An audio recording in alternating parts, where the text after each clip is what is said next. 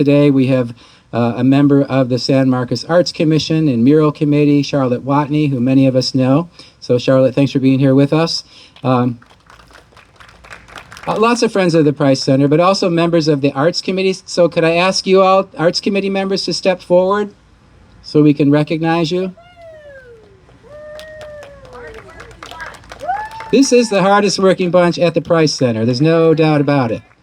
And Tracy Weinberg is the fifth member, and he's inside setting up the bar. Speaking of working hard, right? So he hasn't stopped yet. And Gary's inside. So Joan is our chair. Margaret Addy is one of our members. Jeannie is one of our newer members. I'm a member. And then Gary Borden and Ronnie Borden and Tracy Weinberg are the remaining members of the Arts Committee. So I want to take, I know it's hot, but a quick trip down memory lane to explain how we got here. So 13 years ago, the Arts Commission completed its first Arts Master Plan.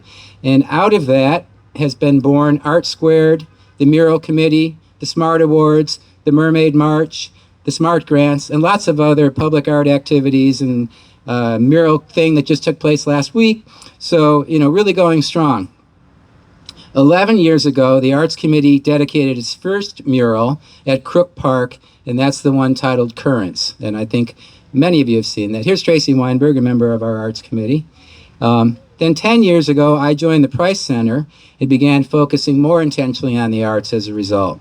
9 years ago, we hosted our first gallery show. It came up in my memory stream today, believe it or not. Since then, we've hosted a minimum of 6 gallery shows a year, and now nearly 600 different artists have displayed art here at the Price Center with us. Many of you standing out there are among those individuals that continue to show art here.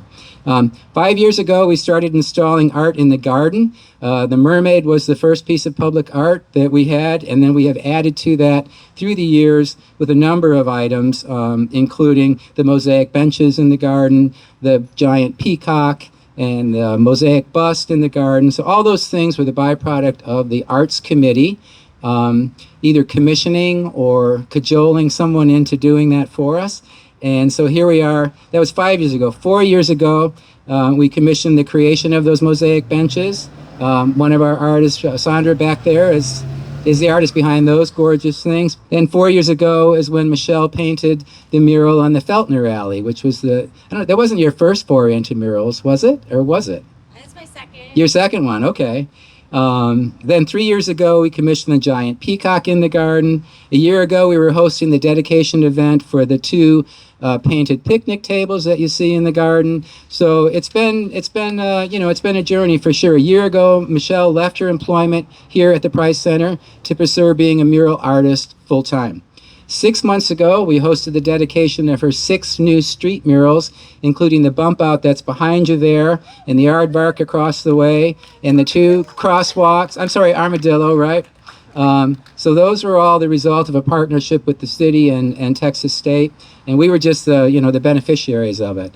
But frankly, that worried me because we had so much going on that side of the building that this little sad side of the building, which was so quiet and still looked like a church to everybody that drove by and walked by, it really screamed for help. And that's what led to a conversation between Michelle and myself after seeing another one of her murals that she had done with birds, this time cardinals, and a drop shadow. I hadn't seen that style yet, and I said, oh boy, can we get something like that?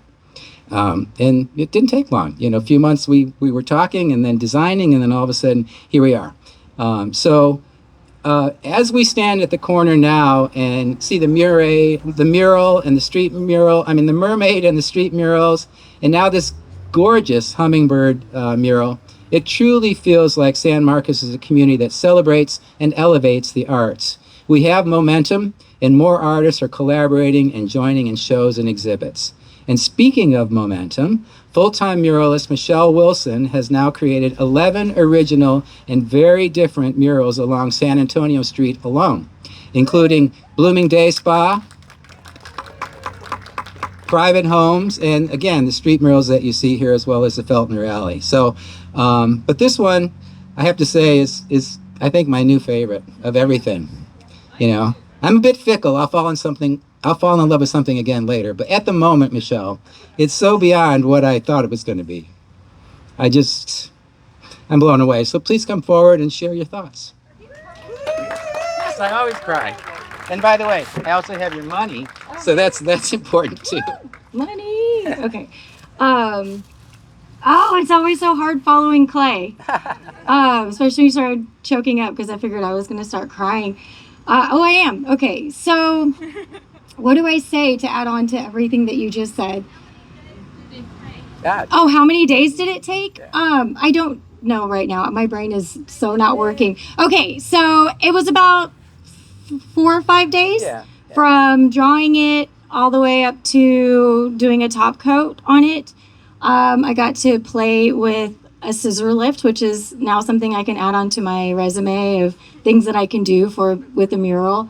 I also, fun fact, I am terrified of heights, and I had the harness and the thing, and I'm just, my body was so sore from the very first day I was up there because I was so tense. And then by the last day, I was telling Corey, don't film me because I'm not wearing the harness. Don't post that either. Okay, yeah, insurance. Thank you. But I definitely think it's one of my favorite murals, and I feel like I say that with every mural that I do.